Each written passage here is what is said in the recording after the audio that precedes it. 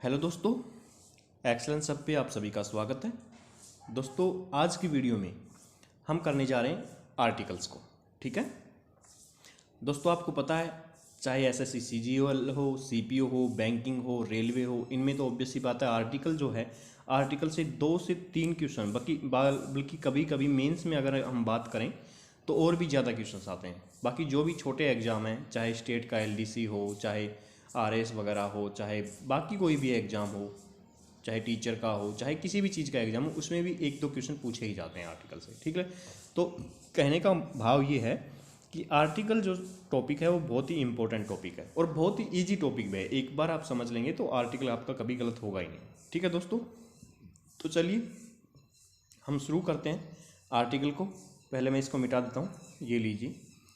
Article को शुरू करने से पहले मैं आपको बता देता हूँ कि अगर आपको इंग्लिश, रीजनिंग, मैथ्स, ठीक है, इसकी तैयारी करनी है तो आप चैनल पे जाइए। मैंने बहुत सारी वीडियोज़ डाली हुई हैं, उनको देखिए। इसके साथ साथ मैंने इंडिया जीके की वीडियोज़ भी डाली हुई हैं और राजस्थान जो जीके है उसमें ज्योग्राफी और कला और संस्कृति जो है उसको मैंने ट्रिक से करवा रखा है। तो अगर आप राजस्थान की किसी एग्ज़ाम की तैयारी कर रहे हैं तो चैनल पे जाके वीडियोज़ देख सकते हैं। ठीक है दोस्तों, चलिए अब हम शुरू करते हैं हमारे आर्टिकल्स को। उससे पहले मैं एक बात कह दूं कि अगर आप चैनल पर नए हैं तो प्लीज़ चैनल को सब्सक्राइब कर लीजिए। मैं डेली ऐसी ही वीडियोज़ डालता रहता हूँ। ठीक है दोस्तों, बात करते हैं आर्टिकल्स की। तो दोस्तों, आप सभी को पता होगा कि आर्टिकल 3 होते हैं। कितने होते हैं? 3 आर्टिकल होते हैं। कौन कौन से? ए, एन और द।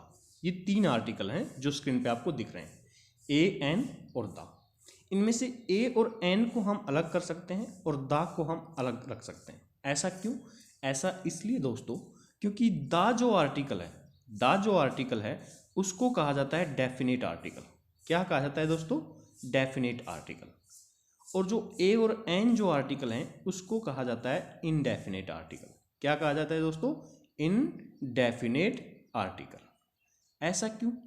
ऐसा इसलिए दोस्तों कि सबसे पहली बात तो ये है कि आर्टिकल्स जो हैं, चाहे ए हो, चाहे एन हो, चाहे द हो, वो लगते हैं सिर्फ और सिर्फ नाउन के साथ। यानी अगर किसी सेंटेंस में नाउन नहीं है तो वहाँ पे आर्टिकल का यूज नहीं हो सकता।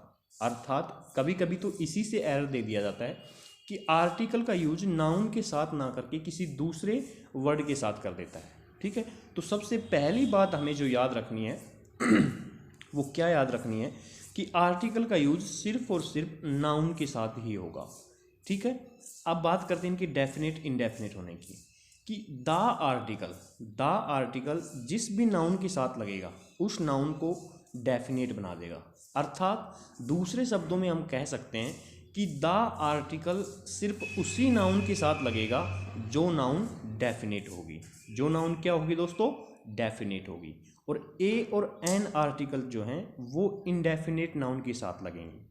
किसके साथ लगेंगे दोस्तों? इनडेफिनेट नाउन के साथ लगेंगे। इसीलिए द आर्टिकल को डेफिनेट आर्टिकल कहते हैं और ए और एन को इनडेफिनेट आर्टिकल कहते हैं। ठीक है, इतनी बात आपको समझ में आ गई?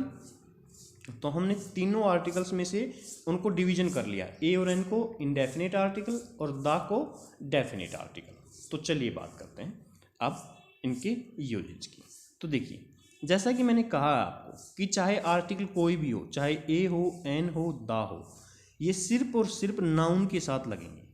सेंटेंस में नाउन जो है उसी के साथ आर्टिकल का यूज हो सकता है, बिना नाउन आर्टिकल का कोई यूज नहीं होगा। ठीक है दोस्तों, ओके, समझ आ गई इतनी बात। जैसे हम बात करते हैं यहीं पे कि ए, इस एग्जाम्पल की बात करते हैं हम, इस एग्जाम्पल की। ए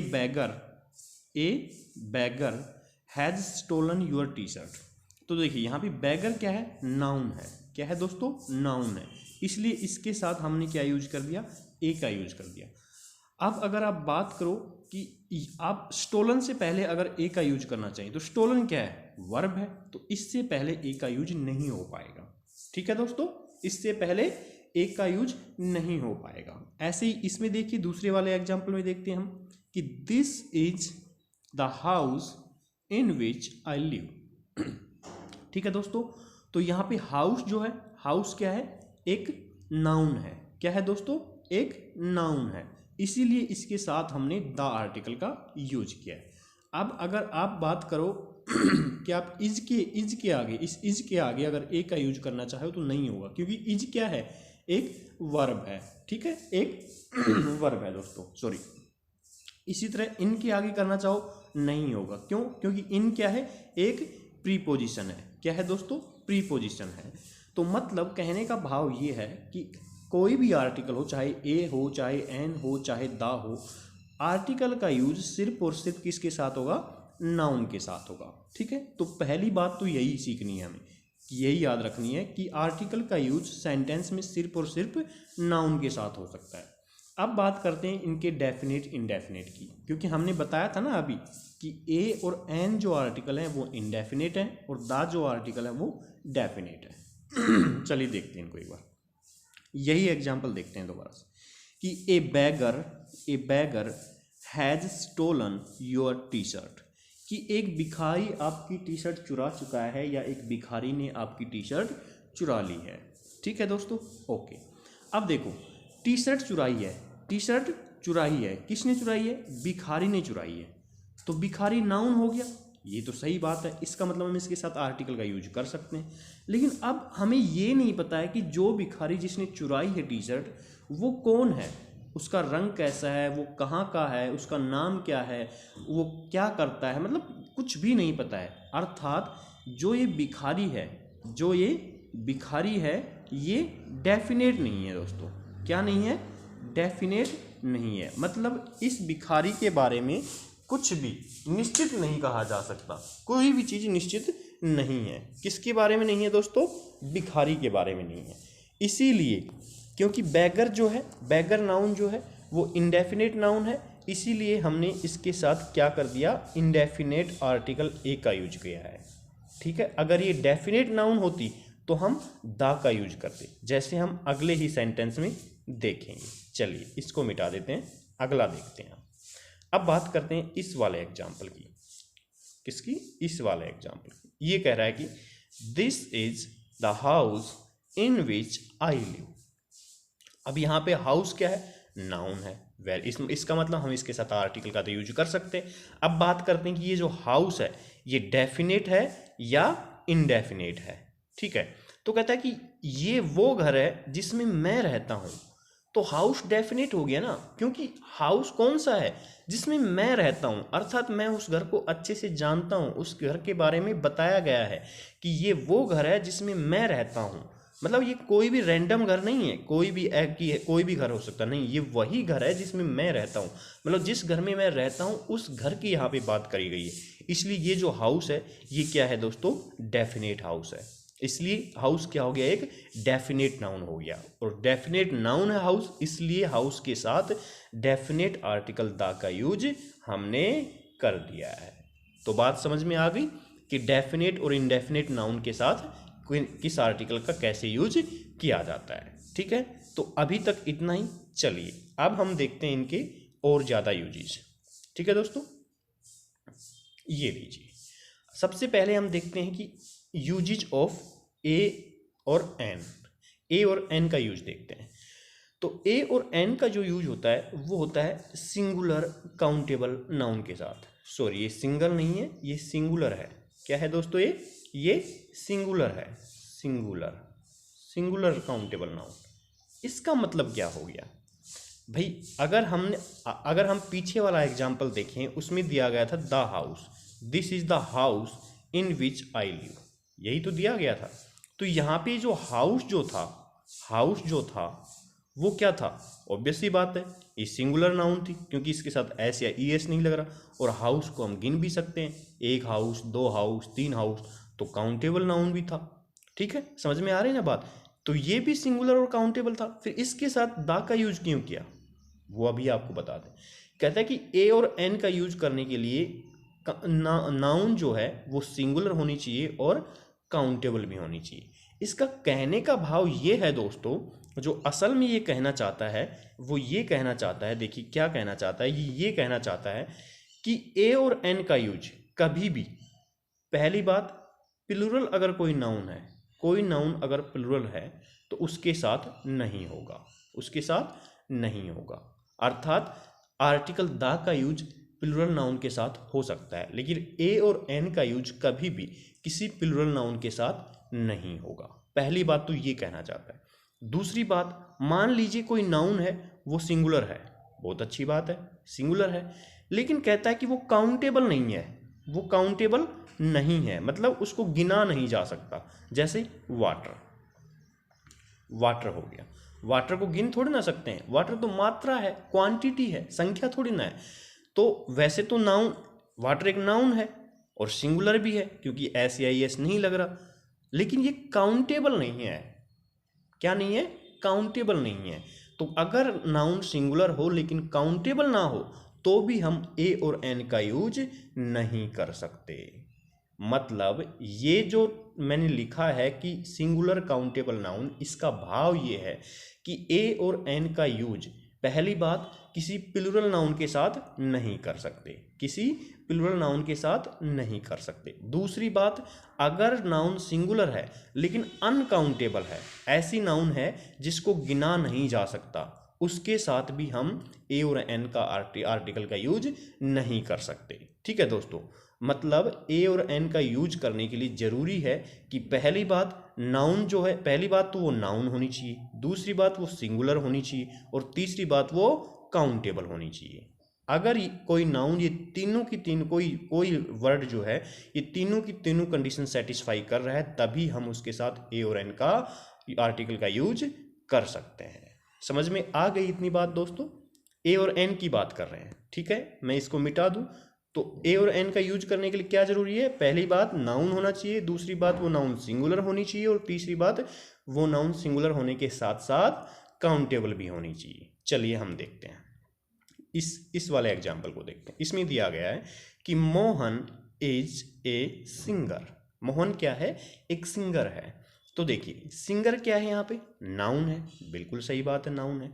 सिंगुलर है या प्लूरल है? भाई एस या एस थोड़ी ना लगा हुआ है, सिंगुलर है, बिल्कुल सही बात है। और काउंटेबल है या नहीं है? बिल्कुल काउंटेबल है। सिंगर एक हो सकता है, दो हो सकते हैं, तीन हो सकते हैं, तो काउंटेबल भी है। तो ये नाउन हो गई, सिंगुलर हो गई और काउंटेबल हो गई, तीनों कंडीशन हमारी सेटिस्फाई हो गई। इसका मतलब इसके साथ ए और एन का यूज किया जा सकता है, इसलिए हमने ए का यूज यहाँ पे सिंगर के साथ कर दिया है। अब आप बात कहेंगे कि सर एन का यूज क्यों नहीं हुआ, ए का यूज क्यों हुआ? तो उसके लिए मैं आपको बताता हूं दोस्तों। पहले एक बार अगले वाले इसको एग्जाम्पल को और देख लेते हैं ना, उसके बाद मैं आपको बताऊंगा कि ए और एन का यूज कैसे किया जाता है। दोनों के लिए कंडीशन तो वही है कि नाउन होनी चाहिए, सिंगुलर होनी चाहिए और काउंटेबल होनी चाहिए, लेकिन उसमें भी ए और एन का यूज कैसे करें। तो उससे पहले हम ये वाला एग्जाम्पल देख लेते हैं कि दिस इज एन एप्पल। ठीक है, ये क्या है? यह एक सेब है। तो ऑब्वियस सी बात है, एप्पल क्या है? एक नाउन है, बिल्कुल सही बात है। सिंगुलर है या प्लूरल है? सिंगुलर है, क्योंकि एस या एस नहीं लगा हुआ है। काउंटेबल है या अनकाउंटेबल है? एप्पल काउंटेबल है, एप्पल एक हो सकता है, दो हो सकते हैं, तीन हो सकते हैं, तो काउंटेबल भी है। तो हमारी तीनों कंडीशन सेटिस्फाई कर रहे हैं, इसका मतलब इसके साथ, इस एप्पल के साथ हम ए और एन का यूज कर सकते हैं। तो यहाँ पे हमने क्या कर दिया? एन का यूज। इतनी बात समझ में आ गई आपको? अब बात होती है कि हम ए का यूज कौन सी सिंगुलर काउंटेबल नाउन के साथ करें और एन का यूज कौन सी सिंगुलर काउंटेबल नाउन के साथ करें, क्योंकि दोनों के लिए कंडीशन तो वही है कि नाउन जो है वो सिंगुलर होनी चाहिए और काउंटेबल होनी चाहिए। ठीक है दोस्तों, तो ये चीज़ समझने के लिए हम जरा अगले पेज पे चलते हैं एक बार। तो देखिए दोस्तों, हमारी ग्रामर के अंदर मोस्टली जो लिखा होता है वो क्या लिखा होता है कि, एक सेकेंड मैं मार्कर ले लेता हूँ, कि एन का जो यूज है वो उन नाउन के साथ किया जाता है जिनकी शुरुआत ए, ई, आई, ओ, यू के साथ होती है, और बाकी सभी नाउन के साथ हम किसका यूज करते हैं? ए का यूज करते हैं। यही तो लिखा होता है, लेकिन उसके साथ जरूरी क्या है कि वो नाउन जो है इन वाले लेटर से शुरू होने वाली जो नाउन है वो सिंगुलर होनी चाहिए और काउंटेबल होनी चाहिए। अगर कोई singular countable noun A, E, I, O, U से शुरू हो रही है तो उसके साथ एन का यूज कर देंगे, और अगर कोई सिंगुलर काउंटेबल नाउन इनके अलावा, इन 5 लेटर्स के अलावा किसी दूसरे लेटर से शुरू हो रही है उसके साथ हम ए का यूज करते हैं। लेकिन आपने देखा होगा कि बहुत बार क्या होता है कि ऐसे वर्ड होते हैं जिनकी शुरुआत जो होती है वो ए, ई, आई, ओ, यू से होती है, लेकिन उसके साथ हम क्या करते हैं? हम एन का यूज नहीं कर पाते हैं, एन का यूज नहीं कर पाते हैं। उसके पीछे रीजन क्या है? जैसे आप लगा लीजिए कि यू अपर जो है, जैसे यूक्रेन जो है, यूक्रेन तो खैर एक स्पेसिफिक नाम हो गया, सॉरी यूक्रेन को आप रहने दीजिए यहाँ पे, ठीक है, यूक्रेन को आप रहने दीजिए। आप ले लीजिए कि दिस इज़ एन हॉस्पिटल। हाँ, जैसे देख लीजिए कि हॉस्पिटल जो होता है, हॉस्पिटल शुरू होता है एच से, फिर भी हम किसका यूज कर देते हैं? एन का यूज कर देते हैं। ऐसे बहुत सारे वर्ड आपको मिलेंगे। तो इसके पीछे असल का रीजन क्या है? असल का रीजन जानने के लिए हमें जानना पड़ेगा, क्या जानना पड़ेगा? देखिए क्या जानना पड़ेगा। उसका असल का रीजन ये है दोस्तों, पहले मैं इसको मिटा देता हूँ, कि अगर आपको ए और एन का बिल्कुल स्टीक अगर ढूंढना है, ऐसी बात नहीं कि ये जो मैंने लिखा है ये सही नहीं है, ये मोस्टली केसेस में सही हो जाता है। लेकिन अगर किसी नाउन, कोई नाउन है, उसका शुरू की जो साउंड है, यानी कि शुरू का जो उच्चारण जो है, उसमें ए अनार से लेके और ए है तक अगर कोई लेटर आता है तो उसके साथ तो यूज होगा एन का, और बाकी किसी लेटर से अगर शुरू होता है, यानी कै से लेके ग तक अगर होता है शुरुआती अगर अक्षर उसका, तो उसके साथ हम यूज करेंगे किसका? ए का। मैं इसका एग्जाम्पल आपको देता हूँ, बहुत अच्छा एग्जाम्पल है, ये लीजिए। आपके पास एग्जाम्पल जो है मैं अभी दे देता हूँ। जैसे मान लीजिए ये हमारे पास एक क्या है? सेंटेंस है। सेंटेंस क्या है कि he is blank Khalistan LDC. LDC आप जानते हो, लोअर डिवीजन कलरक। और दूसरा भी मैं यही लिखता हूँ कि he is Khalistan lower division clerk. Lower division DIVISION है, क्लर्क। ठीक है दोस्तों, अब ये दोनों जो सेंटेंस हैं वो सेम है। लोअर डिवीजन कलरक का ही शॉर्ट फॉर्म क्या होता है? LDC होता है। और दोनों में ही देखो, ये भी L से शुरू हो रहा है और ये भी L से शुरू हो रहा है। अब अगर हम उसकी बात करें जो हमारी ग्रामर में लिखा होता है कि AEIOU के साथ शुरू होने वाले नाउन के साथ हम N का यूज करेंगे, उसके अकॉर्डिंग तो इन दोनों में क्या होना चाहिए? ए का यूज होना चाहिए, क्योंकि ना इसमें है AEIOU ना इसमें है AEIOU। लेकिन आप देखेंगे कि इसमें एन का यूज होता है और इसमें ए का यूज होता है। ऐसा क्यों? एक बार आप इनको बोलिए। LDC क्या है ये दोस्तों? LDC, यही तो है ये LDC। तो LDC में शुरुआती अक्षर क्या आ गया? ए आ गया। ये ऐसे ए के बीच में है, इसीलिए इसके साथ हमने एन का यूज किया है। और अब आप लोअर डिवीजन बोलिए। लोअर क्या होता है ये? लोअर। तो लोअर में पहला अक्षर क्या हो गया? ल हो गया। तो ल तो ऐसे अह के बीच में आया नहीं, इसलिए इसके साथ हमने क्या यूज कर दिया है दोस्तों? क्या कर दिया? ए का यूज कर दिया। एक और सेंटेंस लिख लेते हैं ऐसा ही, ये लीजिए, अभी आपको करवा देते हैं। सेंटेंस है he is Khalistan MP। MP समझते हो ना आप? Member of parliament. और अगर नीचे आप लिखो मेंबर ऑफ पार्लियामेंट, ये भी लिख लीजिए, मान लीजिए यही है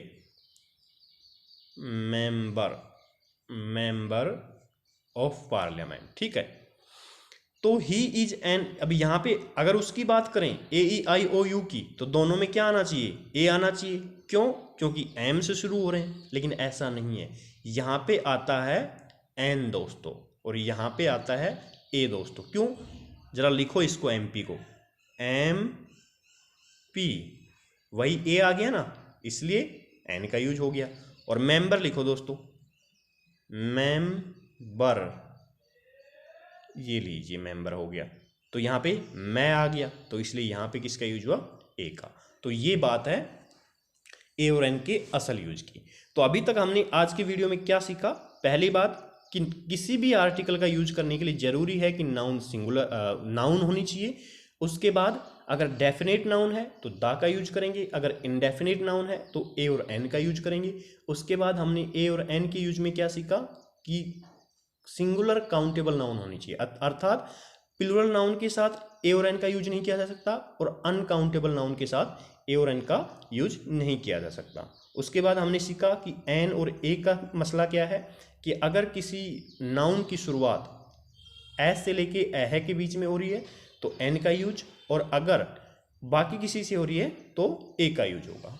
ठीक है दोस्तों, आज की वीडियो में इतना ही है दोस्तों। ठीक है, बाकी मैं फिर से आपसे कहूँगा कि चैनल पर नए हैं तो चैनल को सब्सक्राइब कीजिए, और क्योंकि मैं डेली की ऐसे वीडियो डालता रहता हूँ। और उसके साथ साथ अगर आप reasoning, English, maths, Indian GK और राजस्थान की किसी एग्जाम की तैयारी कर रहे हैं तो राजस्थान की ज्योग्राफी और कला और संस्कृति जो है वो मैंने ट्रिक से डाली हुई है, आप चैनल पे जाके उसको देख सकते हैं। ठीक है दोस्तों, ओके, धन्यवाद।